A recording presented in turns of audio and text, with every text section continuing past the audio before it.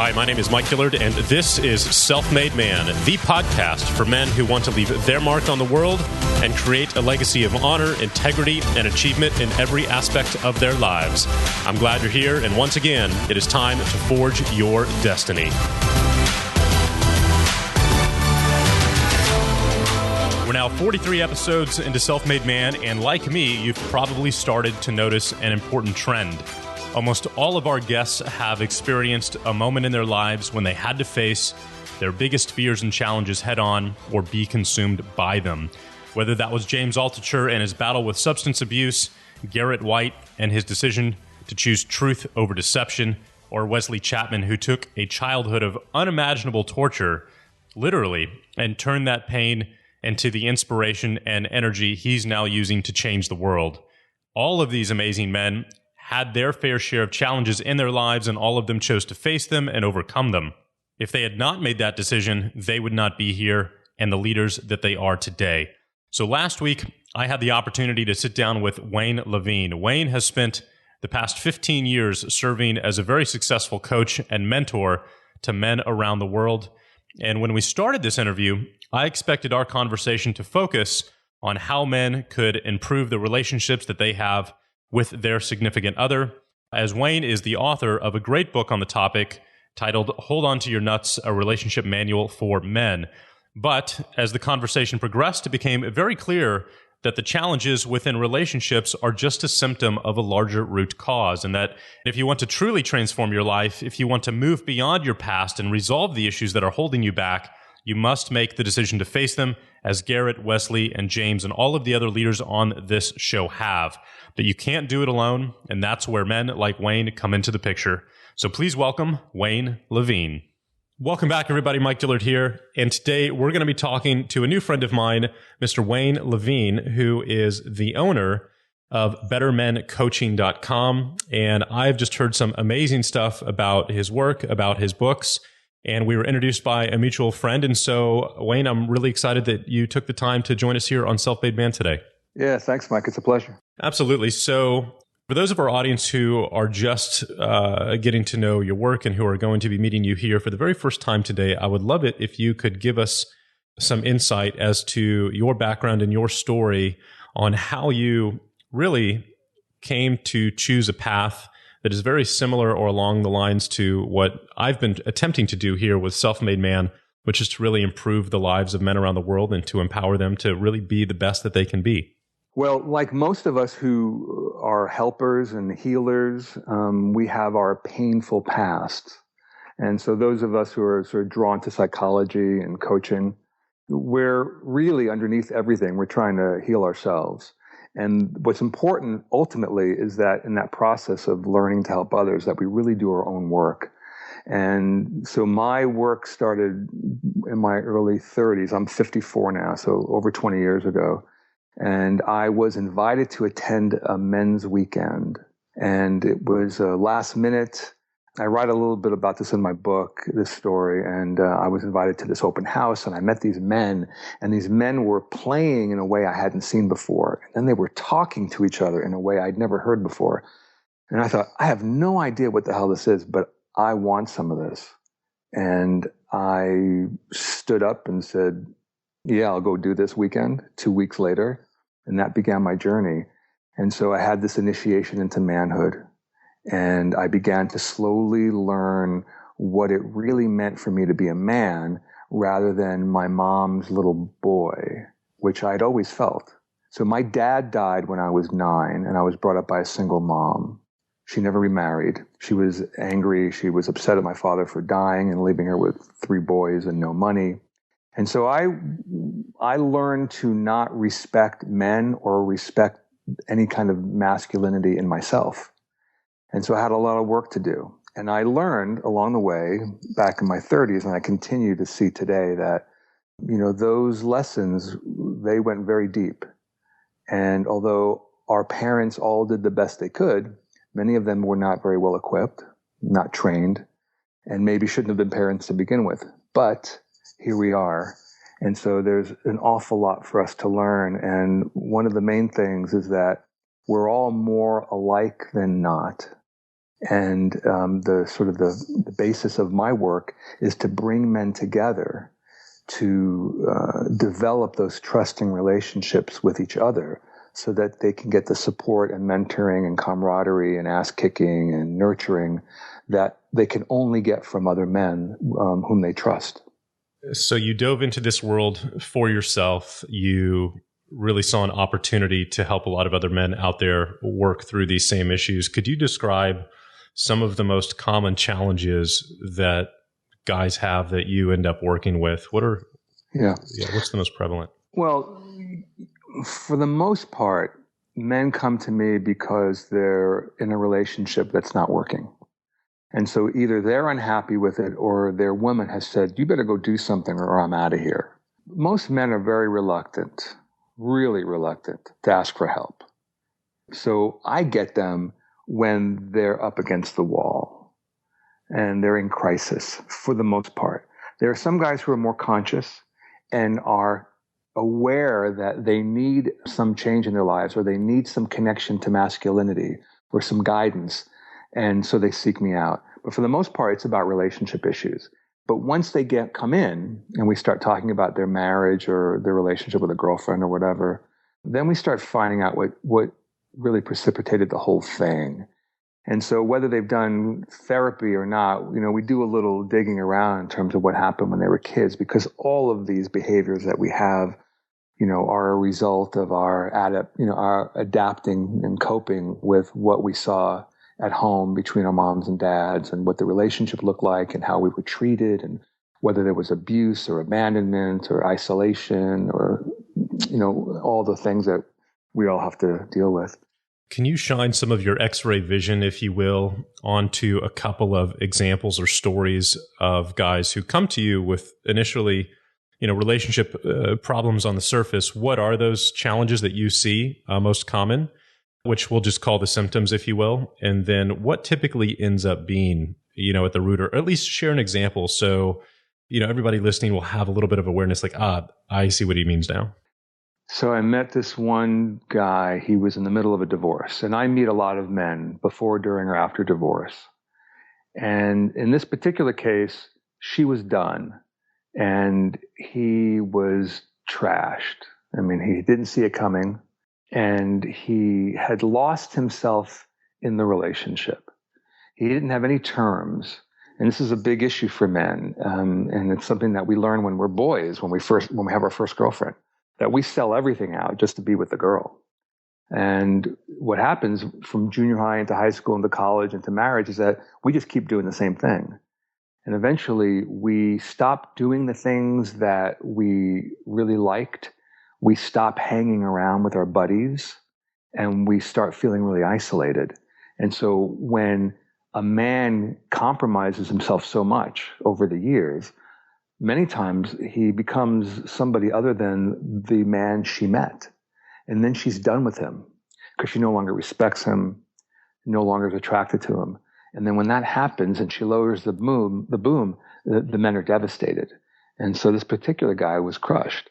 And the work was really about teaching him how he was completely responsible for what had happened. Because he didn't know, he was unconscious. He was just doing what he'd always done, doing what everybody else he knew was doing. And then all of a sudden, this relationship ended. And his self-esteem had just been, devastated. So the work was connecting him for the first time to the man, the masculinity within him, and the potential he really had to figure out who he was for the first time. And what happened years later, we're still in contact. He was in a men's group for a long time. He brought all of the details of his dating life to the men, got feedback along the way, feedback he'd never gotten before previously. And so he was able to strengthen his own intuition, and he was able to start making decisions that were aligned with that man that he wanted to be.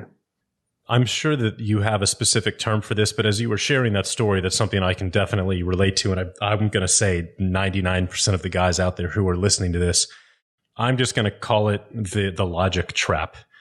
And what you are describing is when, the woman you're in a relationship with is unhappy for any reason. Men do the logical thing, which is they they try to fix it and either stop doing what was making her angry or to give her what she was wanting or whatever it may be. They just follow the logical path. And what you're going to end up learning here is that if you keep doing that and it doesn't work, or maybe it addresses the symptom and you follow that logical path and you repeat that pattern over and over and over again, that you end up with the situation that you just ended up describing, which is a relationship that doesn't exist anymore and a woman that's out.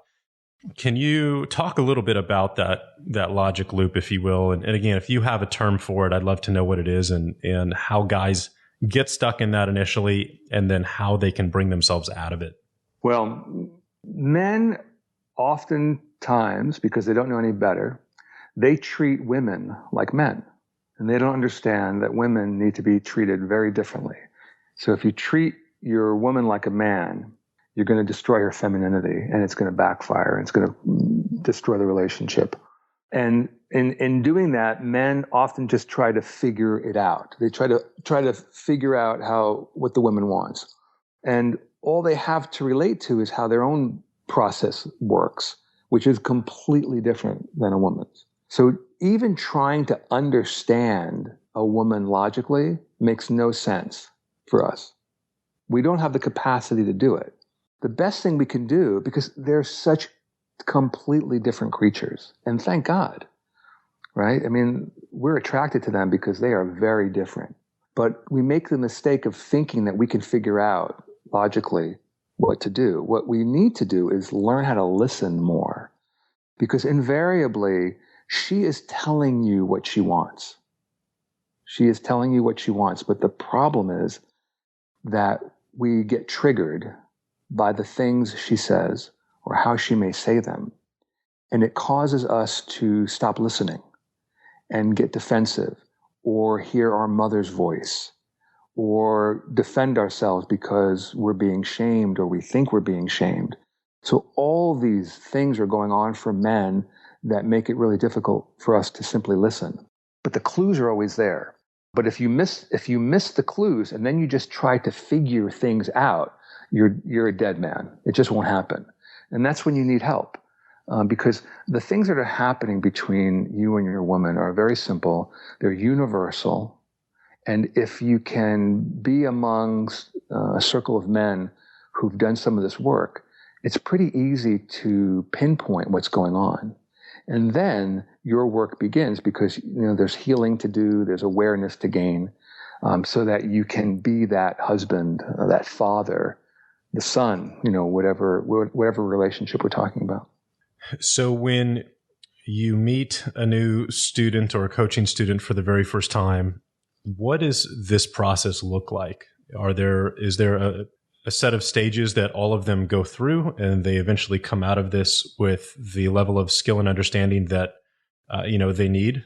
Or is it different for everyone? Yeah. Well, I call myself a coach, but I've been doing this a long time before there were coaching academies. And so I don't have a particular methodology that you could sort of, pick up with a certification program. For me, it's very intuitive. And I begin by having a dialogue. Just have a conversation with the man. And the idea is to get him comfortable and to trust this environment, because most guys don't want to be in therapy. They don't want to really answer these questions. And they're only there because they're really hurting for the most part. So we just start talking. And it doesn't matter where we begin, because all roads lead to the truth. All roads will take us to the things we need to discuss. And it doesn't matter whether we start with the relationship or we start with work or we start with how he's depressed. Whatever we're going to talk about, we're going to unearth the truth. And so the idea is to let him know that there's nothing really wrong with him. There are just things for him to learn. And even if he's caused a lot of damage in his life and his relationship, that, in my mind, we're all supposed to be happy. We're also supposed to be full of joy. And the universe wants us to be that way. So, I lead him down a path where he can start forgiving himself and then start holding him accountable to new behaviors and new actions so that he's taking steps to become that man. I think one of the traps around traditional therapy is that you can just talk about this crap for years and years and years and not get anywhere. And so I don't have the patience for that. I don't really want to work with guys who just want to complain and talk about their problems. I'm interested in men who want to do something about it. I have a big heart, but we have to do the work. And if you're not willing to do the work, there is no guarantee. As you were sort of suggesting, does everybody get there? Does everybody learn the skills? And no, not everybody does, because not every man is ready to face it, to be honest with himself. But once you can be honest with yourself and you can just take complete responsibility for everything that's happening in your life, then you can do something about it. I just read a great book called Extreme Ownership by Jocko Willink, who's a former Navy SEAL commander. And the very first chapter of the book is called Extreme Accountability. Mm-hmm. And it goes through his personal story as a commander in the SEALs and how extreme accountability for absolutely everything that happens, whether you were in a particular battle or not, because you're dealing with people's lives here, is a requirement. And how they've also applied those same principles to business and what they do today in the modern corporate world. And I hear you bringing that up as well. And it's starting to become this consistent theme throughout pretty much every area of my life, which is really interesting. Can you give an example of what extreme accountability looks like in your world? Well, it's really interesting that you mentioned the SEALs, because I have clients who've been in these programs, and these men come out of these programs really damaged. So I'm hesitant. I haven't read this guy's book, but I'd be very leery about translating the MO from those groups to life, because I'm telling you, the things that these young men have to go through to be in these programs and to do the things that they're asked to do for the country are unbelievable. And many of them just really psychologically don't survive, and their relationships crumble because it's tough. Just the same as, our soldiers and Marines coming back from Afghanistan and Iraq and all that. So I just wanted to mention that. I think we have to be very careful about what we take in and what we try to integrate in our lives, and be discerning before we just move into it. Yeah, agreed. And the theme of, what Jocko's book is about is basically just say, hey, you need to take responsibility for every aspect of your life. And this is not about pointing fingers at anyone else, blaming anyone else, being a victim of any circumstance or any other person. And that's what I heard you starting to talk about as well. So, and I agree that if you're blaming, you're off track. And so you'll get nowhere if you're blaming. Now, that doesn't mean that it happened just because of you. For instance, in a relationship, we've heard this phrase, it takes two to tango. And everything that happens in a relationship is co-created. The only way that marriage got to the point that it is because of both parties. But if you're blaming her for her part, then you're not doing the work that you need to do to just own your part. All you can do is be responsible for the baggage that you brought in, and to understand how that affected the relationship, and then to decide whether you want to do whatever's necessary to try to save it, or whether it's time to move on. So in terms of accountability, when you say extreme accountability, to me, there's just accountability. If you make a commitment to, let's say we're in a men's group and a guy wants to do some work around spirituality, and he makes a commitment. I'm going to do 2 things this week. I'm going to visit 2 sort of spiritual places, right? And start this work. If he comes back the next week and he didn't do it, well, we hold him accountable. Now, back in the day when I was in men's work a long time ago, we used to hand out consequences, right? So if a guy didn't do something, he'd do 50 push-ups or do a cold shower or whatever. And the idea of that was to sort of bring him back into honor, and so that he knew that he was being held accountable, and then he could re-up or decide what he wants to do for the next week. But these days, I'm just, older, and I'm not really into dispensing consequences. For me, the big consequence is that you're just not going to be living the life you want to live if you make commitments and you bail on them. So nowadays, the consequence really is we don't really want to hear you talking about this, because we spent a half an hour with you last week to help you get to this commitment. If you're not going to do it, then you're not serious. Don't waste our time. Mm. Yeah, And so seems that's fair. the consequence, is that you stay stuck in your crap. That's the consequence. And I can't think of a worse consequence than to stay stuck. And the whole purpose of the work we're doing, and no matter, every one of us, we're trying to move forward and we're trying to progress and get closer to being the man we want to be, or get closer to being the God, or, whatever your journey may look like. What role has modern society played in these challenges, specifically over, let's just say, the last couple of decades, but since the 1900s? Well, it's a mess, Mike. I mean, we just surviving is quite an accomplishment. And when it comes to gender and gender roles, nobody knows, and so we're very confused, and we're very angry, and resentful, and lonely, and hopeless. And this is men and women. I mean, things that we were relying on aren't working. Marriage is not working. So we've had decades of men being raised by women and not having a balance of the masculinity in their lives. And this has been going on since the Industrial Revolution, when men left the farms and left their local communities to go work in factories and to go work in the cities. So the women became primary parents. And so we have generations of men who didn't have dads around to show them this is what it means to be a man in this community, in this family, and to be able to validate their sons and let them know how proud they are of them. And so the boys go out and try to figure out what it means to be a man in the service or in gangs and in the bars or whatever. And so the pendulum has swung so many times, and the feminist movement and the reaction to it. And now, a lot of boys just, the young guys today, I find, are starting to pay a little bit more attention to the importance of connecting to masculinity. This generation now is pretty great. They're looking at organic farming, and they're paying attention to sort of fundamentals more so than I've seen in the past. But we just haven't had the role models. We haven't been taught what it means to be a man, what it means to be a woman, what it means to be in a relationship, what it means to have a balanced life. And so we get pulled this way and that way by, what's fashionable and what's in Esquire and what's in, these magazines that really, really don't get down to the nitty gritty of what it means to be a man in your life, in your shoes. And I think for the most part, it's sort of a man-to-man sort of process. And so if you didn't have a father who taught you what you need to go out and find someone who can teach you.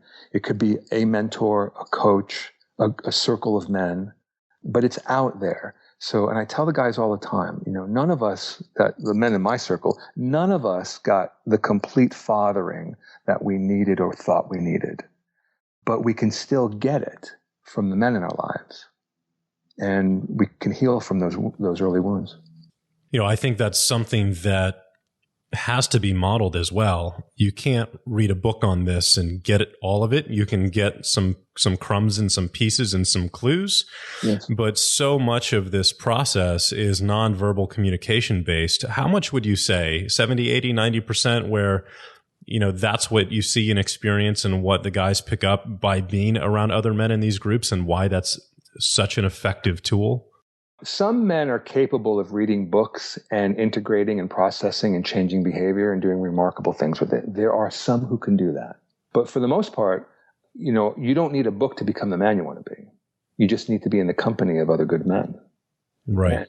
And when you're there, you see. And even some men who aren't necessarily so well behaved, because you learn from all these guys. Like, I don't want to do that. I want to do that. Oh, that guy who's acting like an idiot over there, he's just like me. I hate him.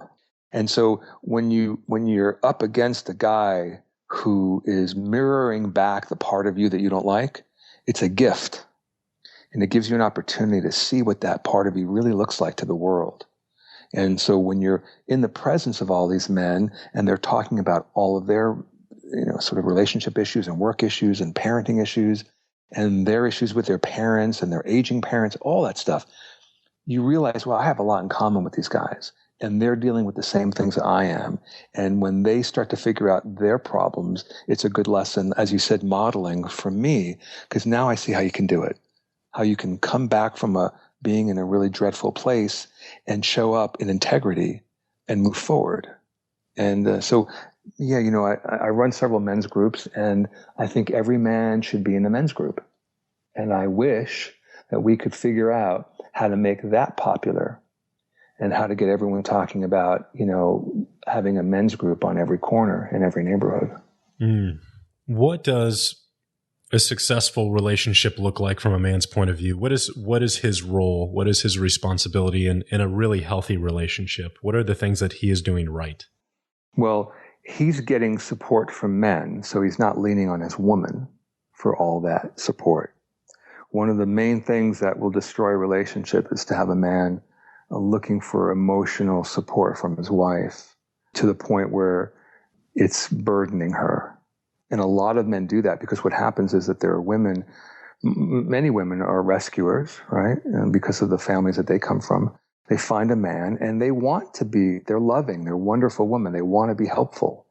And they want to do whatever he needs until she finds out later that, you know what, she doesn't have time to handle another little boy. She already has kids now. And he's grown to rely on her, and he hasn't developed these relationships outside the house. And so the idea of having these relationships with men is that you have a place to go to unload all your stuff, however you want to do it, with whatever kind of anger and venom you need to express it. But then to be able to go home lighter and clearer about what you need to do to be the best man, husband, and father you can be at home. So I think having those relationships is really key. The problem is it's not apparent to young men at the beginning of their relationships. They don't know it until the problems start. And I guarantee you, after 2 years with a woman, the problems have started. Right? Yeah. And he doesn't know what to do. And it's like I said, it's not on every corner. Where do you go? Like, where do you go? And some men don't even know that they're supposed to go someplace. They're just stuck, unhappy. They don't know what to do. So what do? They start drinking or using or cheating or porn or whatever they do to try to deal with the frustration, the anxiety, the unhappiness, the loneliness, whatever they're experiencing in their relationships. So that is the first piece, is having the peer group. What else? Well, in terms of what a man needs to do, he needs to learn how to listen. And I mentioned this earlier. So you need to learn what's going on between your ears that makes it difficult for you to hear your wife. Because she's telling you, or your girlfriend, she's telling you what she needs. I guarantee you. She's telling you. Is she doing it in really specific terms where guys, we take things literally? Or is there another meaning? Yeah. Sometimes. Listen, there are all flavors of women, right? So there are the women who are very clear, articulate talkers. And they will tell you what they want. And they'll keep telling you. And then what happens is you just stop listening because now you think it's nagging. But the problem is you may think you've been taking care of that for her, but clearly you haven't been. And so that starts a whole domino effect. There are women who aren't going to communicate overtly what it is they want, but what they're saying to you is that you're not paying attention to me, because if you were paying attention to me, you would know that I like that thing, and you would know that that thing really hurts my feelings, but you're not paying attention. Now, why are men not paying attention? One of the main reasons is that everyone's trying to get what they need that they didn't get when they were kids. There's a lot of narcissism around, and many of us have narcissistic wounds, and we're trying to get what we need. And so when you have a man and a woman, let's say, in a relationship, and you're both trying to get what you need, you start competing with each other. The better place is to be there to give each other everything you can give each other. Because if you feel like you're with someone who's giving you everything you need, you're willing to give her everything she needs. And so part of the work that I do in couples coaching is to try to turn that dynamic around. We can be instrumental in a relationship in helping each other to heal. We're not responsible for healing the other. We're not responsible for fixing. We're not responsible for each other's happiness.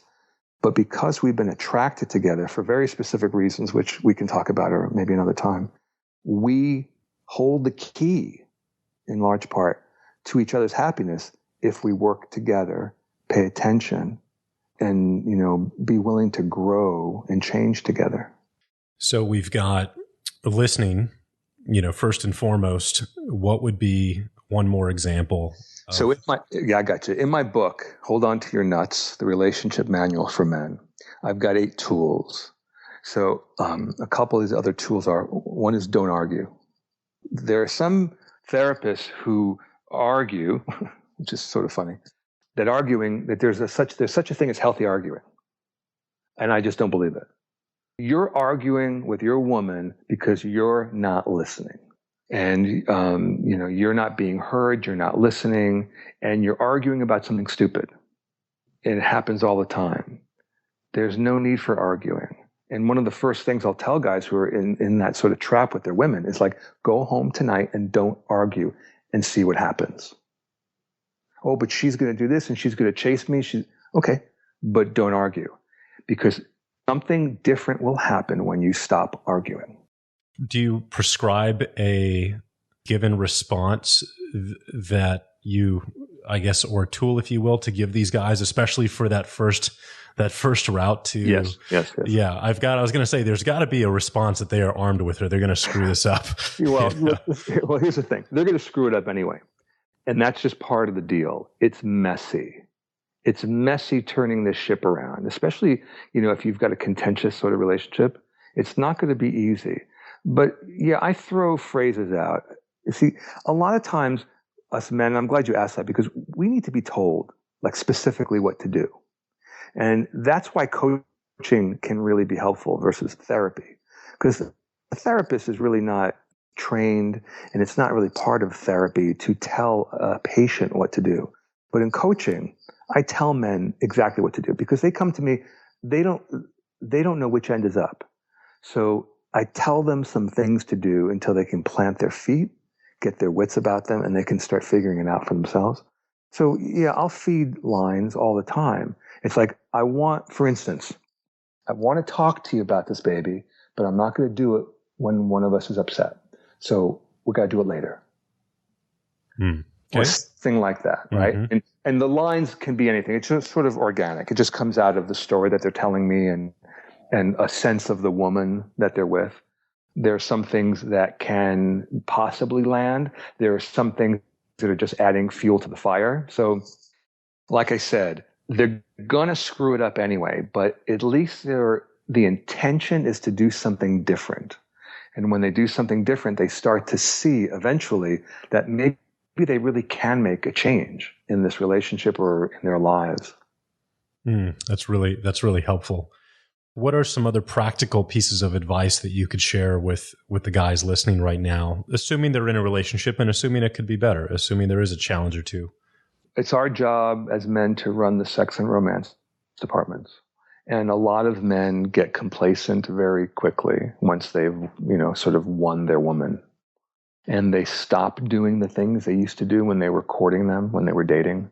We have to keep things going in the bedroom, and we have to do that first by remembering that women must be romanced. Look, we couldn't care less if somebody gave us a bouquet of flowers. It means nothing to us. If someone gave us some jewelry, we'd say, what the hell are you giving me this for? But women love this stuff. And talk about the logic question earlier. I will never understand a woman's connection to jewelry. Never. It makes no sense to me at all. And I don't need to understand it. I don't need to understand why things are important to my woman. All I have to do is care enough about my woman to take care of her. I don't have to understand it all. I don't have to care about the stories she tells me about her conversations with the girlfriends and this gossip. I don't have to care, but I have to care about her enough to pay attention to her and let her know that I love her. Okay? So everything, when one of the guys in my group says, everything's foreplay. From the minute you wake up, it's all foreplay. And men know this, because if they don't pay attention to their women and they don't show the women that they care about them in the way that their woman needs, the women are not going to be available to have sex. So every man knows this that's in a relationship, but they don't know how to turn it around, or they get to a place where they're resentful and, they just say the hell with it, that I'm just going to go do this. Mm. And so now you drift further and further apart and everyone's unhappy. It's unbelievable how prevalent, this cycle is, if you will. Yeah. It's unbelievable. We're all in this together. It's all the same thing. And so you have to ask yourself, if we are all suffering from the same dynamics, the same lack of information, the same lack of support, why isn't something happening? Like, why have not the most powerful people in pop culture on television, like Oprah, for instance, when she had, her network show, why didn't she do anything to say to their women, you need to tell your men to go be in a men's group. You need to support your man to be as powerful as he can be so that he can be the father and husband that he was born to be. Why is no one talking about it? It is when I was getting my master's in clinical psychology, they often talked about underserved populations in our community, geriatric, gay, lesbian, children, whatever. And I would always raise my hand. I go, what about the men? And the feeling there was, screw the men. The men are the reason we're in this mess. The men are the problem. And this, I'm telling you, is the attitude in higher education for sure. And I saw it all over. And so the biggest population underserved by support in this country are the men. And that's why we do so many of the terrible things that we do. I totally agree with that, which is why I started the podcast, and why you're doing what you're doing. So the good news is that the problem is becoming seen, and thanks to the internet, hopefully that will continue in a really good way. And it leads me to want to ask you: are there any cultures around today, or that you know of in the past, who got this right, or has it always been screwed up? Is there anyone doing this right just in general? There are people who believe ages and ages ago that there were cultures that existed that really understood the differences in the value of masculine and feminine, where the goddess was honored, where men were initiated by goddesses and understood what it meant to take care of women, to support, protect, defend women, to honor women. There are people who believe there was a time that existed, way before the Common Era. These days, things are changing so quickly. We live in such a different time now that I don't know if you can even really compare what's going on now with even 100 years ago or 300 years ago. It was such a different world. It's good that that we honor women more now than they have been in the past, and that they're getting a voice. And there's a lot of work that has to be done around gender equality and all that. But one of the consequences of gender equality has been this movement to deconstruct gender as to make it irrelevant. I'm glad you brought that up, because I was thinking about asking you that earlier in our conversation. And what in the world is going on, and why is this on the agenda for corporations, politicians, governments? Yes. Well, that is that's a conversation that can go on for hours in terms of why we do what we do, what's politically correct, who has the power to create these agendas. But I would say that look, there are lots of things that aren't working in our culture. Most things are rigged, they're just rigged. And for instance, the money that's available from the government to support men is all about men as perpetrators. It's all about violence. And so all the attention that grad students and professors put into male studies, so much of it is about violence, because that's the only money that the government makes available for their projects. And so it's so fundamentally flawed that the men who are sort of have committed their lives to gender studies are not even paying attention to how do you help regular guys, like the 95% of us who are not in prison, who are just trying to figure this crap out. How do you help us? What do we need? How can we turn things around? How can we make the men happier so that they come home happier, so that they treat their kids and their women with respect? How do you do that? And so just one of the many things going on is that there are no studies in that direction because there's no money to fund it.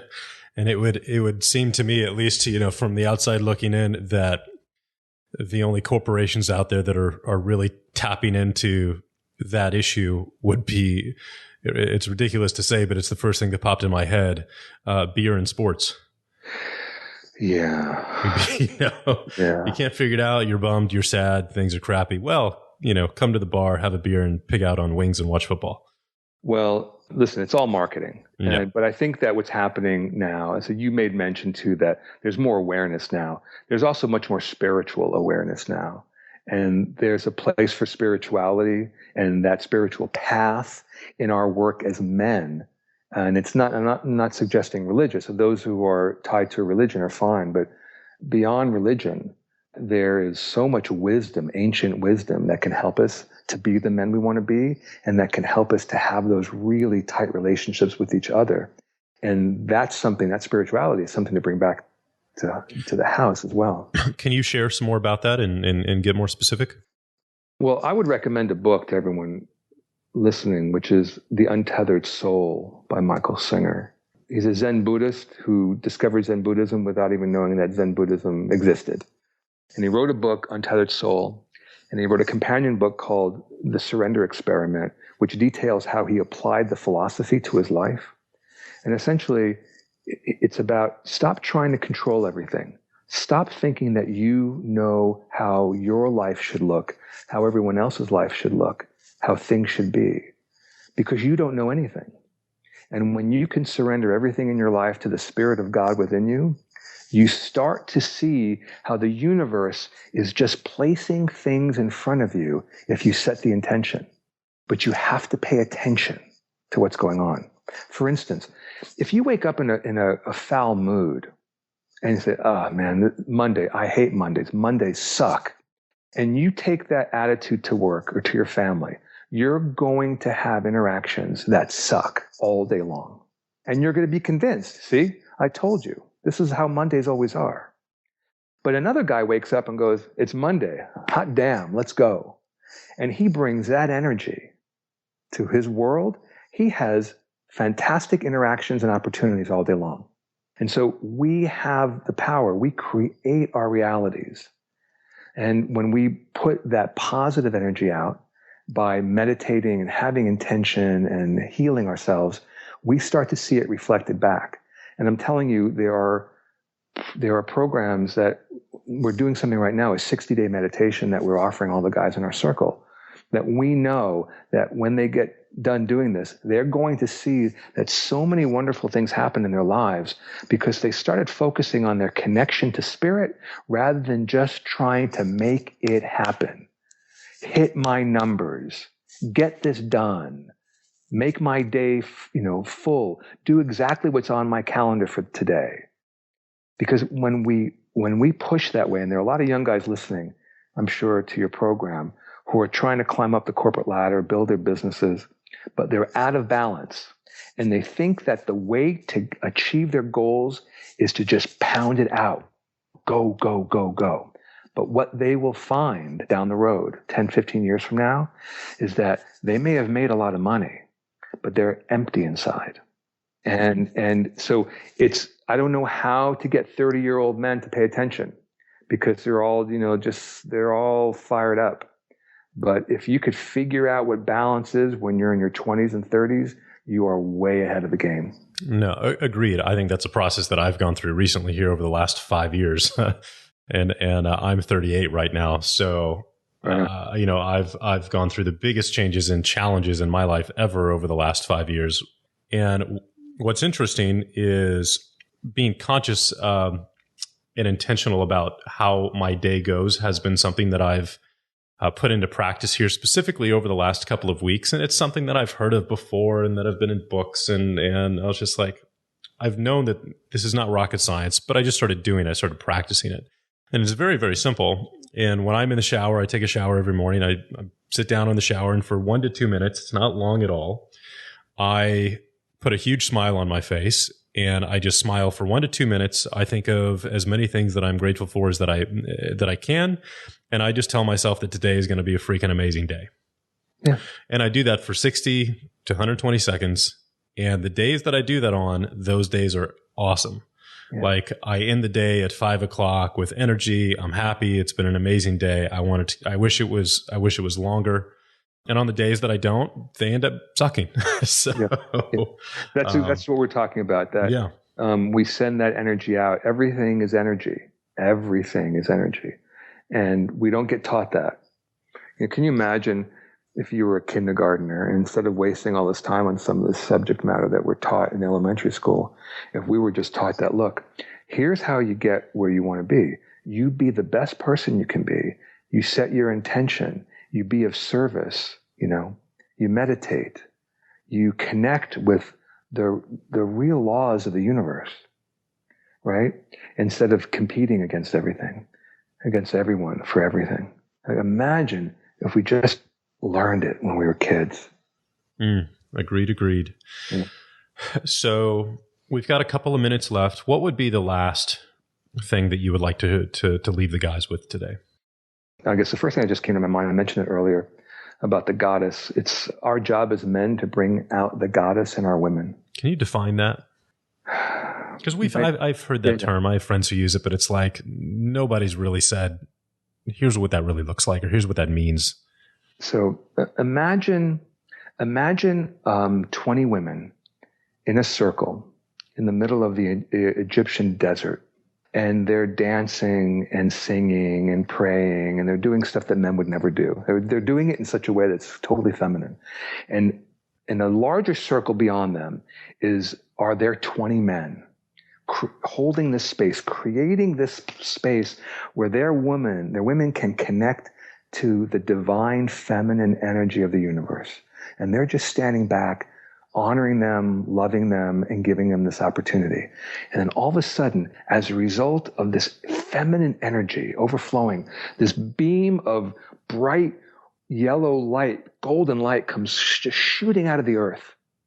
That this divine feminine power just comes out. It goes way up in the sky, and it comes down and falls onto the men and everyone. And we all are like basking in the glow of their feminine energy. This is what we need to do. Because when we know how to take care of our women will give us everything we need from them. And a man knows when he's with a woman who's connected to her divine feminine, when he's with a goddess, there's no doubt. And some of us have had that opportunity. And what it means is to do all of your work so that you get out of the way, you get what you need, you get the support you need from the men, so that you can be that support to your woman, so she finally has an opportunity to connect with the woman that she really is, the goddess that she really is. Because when she connects with that man, you will be happy for every effort you made. Yeah, I can see that and agree to that, because the opposite is having your woman be in her masculine, which is two guys in a house, in a relationship. For sure. Doesn't work very well. For sure. And everything in between. And if you're not really happy, and if your woman's not really happy, then you know what the opposite looks like. And so why not look into figuring out how to do it differently and do it better for both and for your kids? An absolutely worthwhile mission and endeavor, Wayne. Thank you so much for joining us here today. Where should everybody go to tap into your work and to learn more from you? Right on. bettermencoaching.com, bettermencoaching.com. You can buy all the different formats of my book, Hold On to Your Nuts, and find out about the men's groups that we have in Southern California and over the phone, and our annual retreat that we have in October in Santa Barbara. Awesome. Wayne Levine, thank you so much for joining us today. I thought this was an absolutely fascinating discussion. This is a topic that I've studied for many years and continue to stumble my way through it, but I am making progress thanks to mentors and teachers like yourself. So thank you so much for what you do. And Mike, thanks for having this show. It's, we need to get the information out everywhere we can, however we can. So I appreciate what you're doing as well. Agreed. Thank you so much, guys. Thank you so much for listening as always, and we will see you next week. Thank you so much for tuning into today's show. And if you're dealing with a challenge that's been holding you back in any area of your life, I would encourage you to take action today to face it. And if not with Wayne's help, then with the help of another coach. The win is absolutely worth it. And finally, I would like to say thank you to everyone who's been sharing the show with their friends and family members. For those of you who've been sending in the thank you emails and sharing your stories with me and the team, and who've left the awesome reviews for us on iTunes. They are all read. They are all appreciated. So thank you so much. Here is Catch Fire by Sledgehammer.